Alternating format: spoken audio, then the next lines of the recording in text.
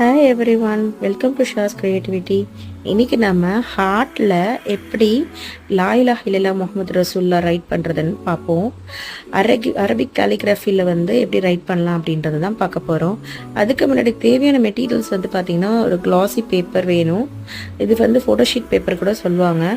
இது stationary ஷாப்ஸில், xerox ஷாப்ஸ்லலாம் கிடைக்கும், நீங்கள் வாங்கிக்கலாம். அதே மாதிரி அதுக்கான யூஸ் பண்ணக்கூடிய மார்க்கர் பார்த்திங்கன்னா லக்ஸர் மார்க்கர். இதுவுமே ஒர்த் பார்த்திங்கன்னா 10 rupees தான். ஸோ இது யூஸ் பண்ணி தான் இன்றைக்கி நான் அரபிக் கேலிகிராஃபி ரைட் பண்ண போகிறேன்.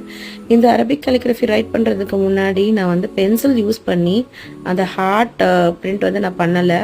ஸோ ஏன்னா பென்சில் யூஸ் பண்ண அப்படின்னா பென்சில் மார்க்ஸ் தெரியும். மார்க்ஸ் தெரியாமல் தான் நம்ம அந்த ஹார்ட் ட்ரா பண்ணணும்.